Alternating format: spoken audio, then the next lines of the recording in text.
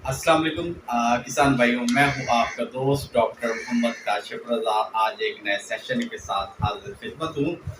आज की जो बीमारी है जी, बड़ी अहम किस्म की बीमारी है, जिसे हम मस्टाइटिस का नाम देते हैं पंजाबी ज़बान में, जो साड़ू भी बोलते हैं, और जो पहाड़ी ज़बान है इसे चंदरी बोलते हैं। बड़ी ख़तरनाक बीमारी है जी।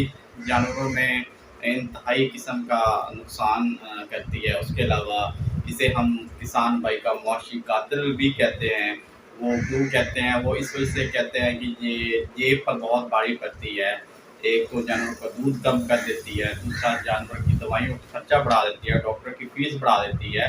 तो इन सब चीज़ों को देखते हुए हम इसे किसान का मुआशी कातिल भी कहते हैं।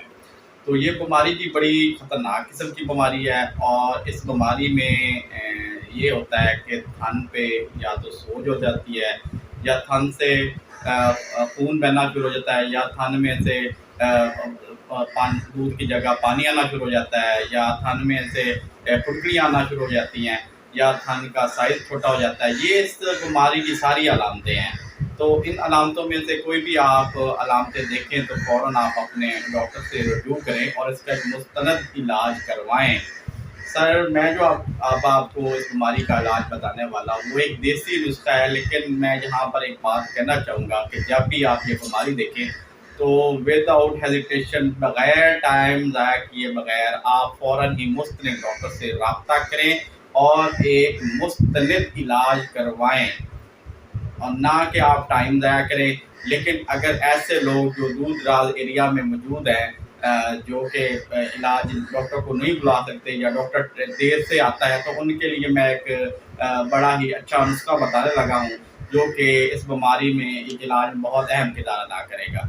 तो सर, काफ़ी पैसा उठा लें, नुस्खा मैं आपको बताने लगा हूँ। सिंपल सा नुस्खा है और इंतहाई अद्भुत किस्म का नुस्खा है। आपने करना क्या है, आपने ले लेनी है नीम की छाल। नीम की छाल आपने ले लेनी है 50 ग्राम, और आपने साथ लेनी है 20 ग्राम काली मिर्चें। और तीसरी चीज़ जो आपने लेनी है वो हल्दी। हल्दी भी आपने 50 ग्राम लेनी है। आपने ये तीनों चीज़ें कूट लेनी है। कूट कर इनको पीस लें।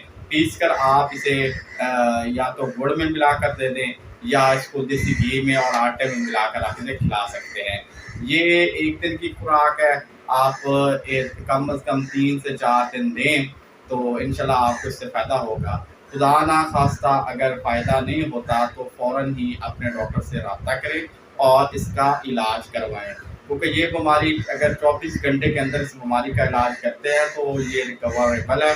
अगर ये इस बीमारी पे आप टोटके वगैरह या कोई और चीज़ करते हैं जो कि एक मुस्तद नहीं है, एक मुस्तनद देसी टोटका नहीं है, तो वो भी आपके गले पड़ सकता है।